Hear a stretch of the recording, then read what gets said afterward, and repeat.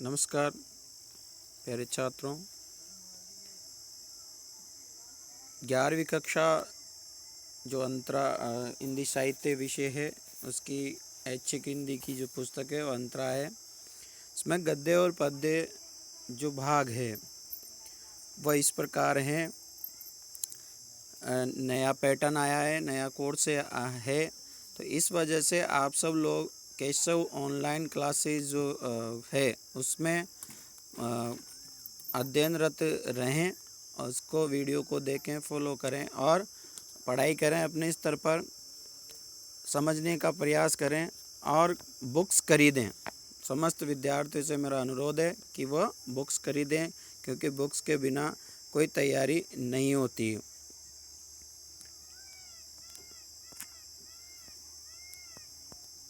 अब हम बात करेंगे इसके काव्य खंड की। जो गद्य खंड है इसमें वह पहला अध्याय है ईदगाह, और दूसरा अध्याय है अमरकांत, दोपहर का भोजन, हरिशंकर परसाई द्वारा लिखी गई है। तीसरा जो अध्याय है टॉर्च बेचने वाला, रागे राघव द्वारा लिखा गया है गूंगे, सुधा अरोड़ा द्वारा लिखा गया है ज्योतिबा फुले, ओम प्रकाश वाल्मीकि खाना बदोश, गजानंद माधव मुक्तिबोध ने लिखा है नए की जन्म कुंडली 1,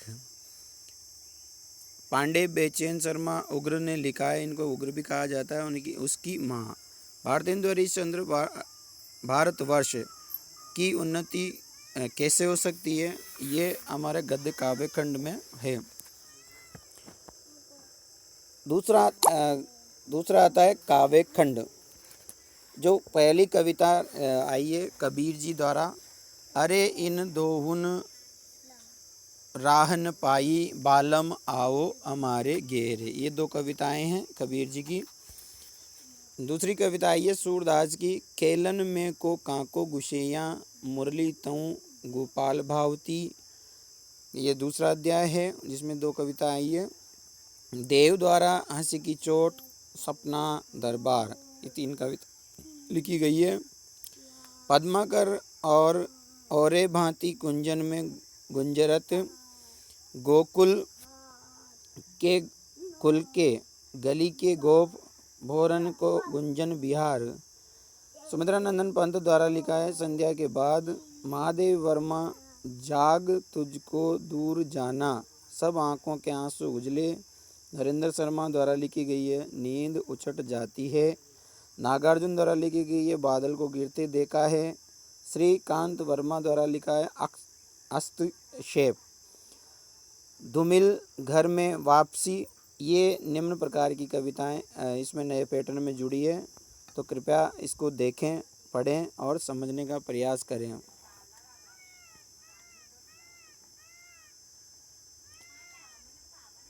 काव्य खंड जो आज बात करेंगे हम, पहला अध्याय है जो कबीर जी का है। इसमें कहा गया है कि जो इनका जन्म है काशी में माना जाता है। कहा जाता है कि वे जो गुरु थे उनके, वो कौन थे, स्वामी रामानंद, यानी स्वामी रामानंद भी कह सकते हैं हम, महाप्रभु रामानंद भी कह सकते हैं। तो कबीर ने अपनी रचनाओं में स्वयं को जो माना यहाँ पे, वो जुलाहा दंपति, इनका जन्म माना जाता है कि ये जुलाहा दंपति ने इनका पालन पोषण किया था, और काशी निवास इनको कहा जाता है, यानी काशी में ये रहते थे। जीवन के अंतिम समय में वे मगहर चले गए थे, यानी इनकी शिक्षा दीक्षा हुई नहीं, परंतु शिक्षा दीक्षा न होने के कारण इन्होंने जो शिक्षा दीक्षा पाई, वह पाई घुमक्कड़ जीवन के आधार पर। क्योंकि जब ये मगहर चले गए थे तो इन्होंने वहाँ पर अपना जो कहने का तात्पर्य, इनका जो अंतिम सांस ली थी इन्होंने, मगहर जो नाम स्थान है वहाँ पर इन्होंने अपना शरीर त्यागा था। कबीर ने विधिवत शिक्षा नहीं पाई थी, यहाँ वही बात कही गई है विधिवत शिक्षा। हम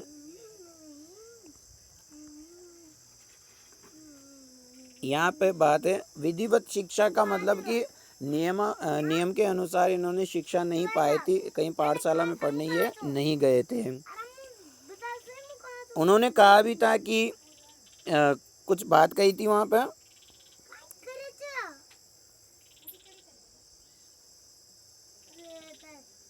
बात कही है इन्होंने कि मसी कागज छुयो नहीं।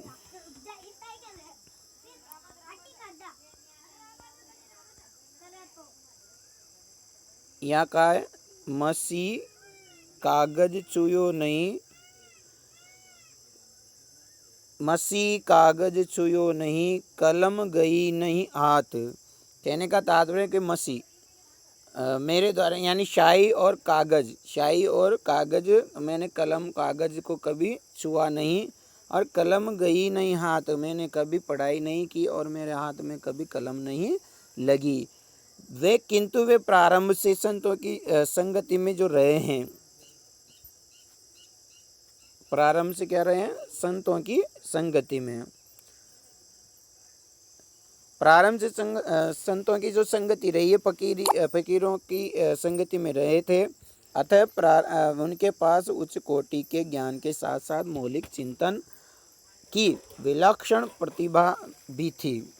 यानी मौलिक चिंतन करते थे वो, और उच्च कोटि का ज्ञान उन्होंने जो उनके गुरु थे या फिर उनके सहयोगी जो व्यक्ति थे उनसे प्राप्त किया था। फकीरों के माध्यम से और उनके माध्यम संतों के माध्यम से उन्होंने ज्ञान अर्जित किया। उनके पास उच्च कोटि के ज्ञान के साथ साथ मौलिक चिंतन के विलक्षण धनी थे वो, या धनी थे, प्रतिभा के धनी थे। उन्होंने जो निर्गुण भक्ति कवियों की ज्ञान मार्गी शाखा में कबीर का सर्वोच्च स्थान रहा है। यानी उन्होंने निर्गुण भक्ति को जो बढ़ावा दिया है, कहने का तात्पर्य ज्ञान मार्गी शाखा, जो ज्ञान मार्ग, ज्ञान के मार्ग पर उन्होंने अपनी शिक्षा प्राप्त की और दूसरों को भी उन्होंने ज्ञान दिया। उनके काव्य में धर्म के बाह्य आडंबरों का विरोध है हमेशा। उन्होंने हमेशा जो बाह्य आडंबर होते हैं, बुरे विचार होते हैं लोगों के, उन बुरे विचारों को या फिर कहा जाए तो प्रथाओं को, परंपराओं को उन्होंने उनसे क्या किया, दूर रहने की बातें कही या दूर रहने की सलाह दी लोगों को। और राम रहीम की एकता की स्थापना का प्रयत्न भी किया। उन्होंने राम को भी माना और रहीम को भी माना, ईश्वर अल्लाह दोनों में ही क्या किया, उन्होंने विश्वास किया। उन्होंने जातिगत और धार्मिक पक्षपात का बार बार खंडन किया। वो चाहते हैं कि जातिगत जो भेदभाव होते हैं, जातिगत कि ये इस जाति का है वो उस जाति का है, ये उन्होंने भेदभाव, और धार्मिक पक्षपात जो धार्मिक होते हैं धर्म, ये उस धर्म का है, ये उस धर्म का है, ये उस धर्म का है, ऐसे धर्मों के बारे में उन्होंने क्या किया, खंडन किया। वे हर प्रकार के भेदभाव से मुक्त मनुष्य की मनुष्यता को जगाना चाहते थे या प्रयत्न करते थे कि इस संसार में कि ना कोई धर्म है और ना कोई जात है, क्या है, मनुष्य जो है वो मनुष्य के काम आए, मनुष्य एक दूसरे के दुख सुख को समझे, मनुष्य से मनुष्य ज्ञान अर्जित करे, मनुष्य के साथ समानता का व्यवहार हो, ऐसा वो विचार रखते थे। कबीर के काव्य में गुरु भक्ति, इन्होंने गुरु की भक्ति पे ज़्यादा जोर दिया है, ईश्वर प्रेम पे ज़्यादा जोर दिया है। ज्ञान वर्धन, यानी ज्ञान, अपने ज्ञान को विकसित करो, ज्ञान बढ़ाओ, ज्ञान को ग्रहण करो, और वो किससे होता है, वो गुरु से होता है। तो गुरु के ऊपर इन्होंने और ज्ञान के ऊपर ज़्यादा जोर दिया। तथा वैराग्य भाव, जो वैराग्य होता है, सब चीज़ों को छोड़ दो, त्याग कर दो इन सांसारिक मोह मायाओं को, अर्थात जो बुरे विचार होते हैं, जो सांसारिक मोह माया है, उनको छोड़ना। वैराग्य जीवन अपने आप में, यूँ नहीं कि घर को त्यागो, कोई जरूरी नहीं, पर वैराग्य, मोह मत रखो, हर चीज़ में मोह मत रखो। सत्संग, जो सत्संग में रहो, हमेशा अच्छे व्यक्तियों के साथ में रहो, ज्ञानवर्धन व्यक्तियों के साथ में रहो। और साधु महिमा, जो साधु की महिमा है उनके बारे में जानने की बात कही है, आत्मबोध की बात कही है। आत्मा को पहचानो कि आत्मा है क्या, आत्मा किस लिए हमारी आत्मा है, हम किस लिए बने हैं, और जगत बोध की अभिव्यक्ति की है। जगत, ये संसार किस लिए बना है, ईश्वर ने इसको किस लिए बनाया है, ये सारी चेतना, सारी जानकारी हमारे अंदर हो, ऐसी बात कबीर जी ने कही है। उनकी कविता अनुभव के ठोस धरातल पर टिकी होने के कारण विश्वसनीय और प्रमाणिक है। कबीर की कविता की भाषा में जनभाषा की सहजता के साथ साथ भावों की गहराई भी है। उन्होंने जनभाषा अर्थात जनसमूह के साथ साथ रहे हैं, तो उन्होंने जन भाषाओं को अभी सदुकड़ी भाषा भी कह सकते हैं हम, गुम्मकड़ी भाषा भी कह सकते हैं उसको। तो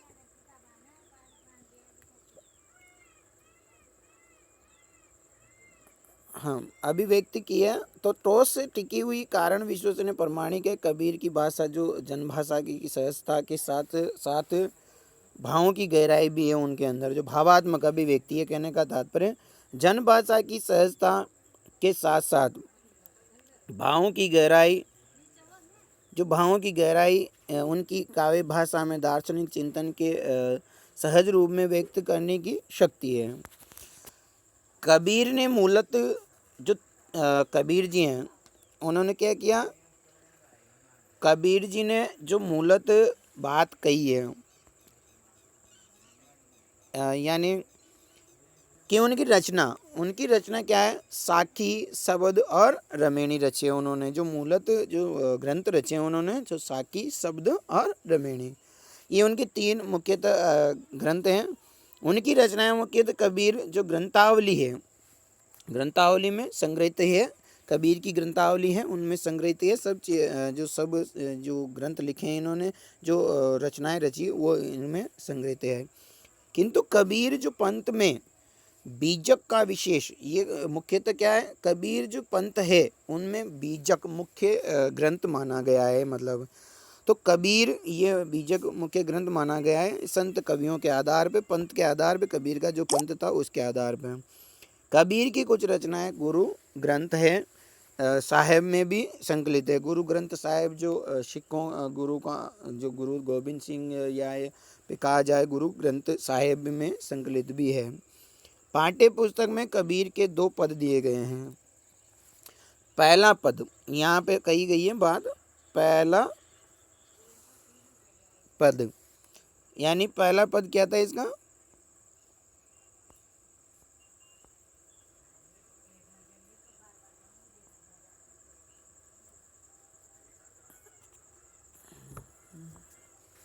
हाँ, पहले पद में इन्होंने कहा है कि हिंदू और मुसलमान दोनों के धर्म आचरण पर प्रहार करते हुए बाह्य आडंबरों और कुरीतियों की आलोचना की गई है। यानी जो कुरीतियाँ हैं उनकी आलोचना की है। बुरे जो विचार होते हैं हिंदू और मुस्लिम जो संप्रदाय होते हैं उनमें बुरी आदतें क्या क्या होती है उनके बारे में इस पहले पद में कहा गया है। हम नेक्स्ट बात करते हैं अगले वीडियो में।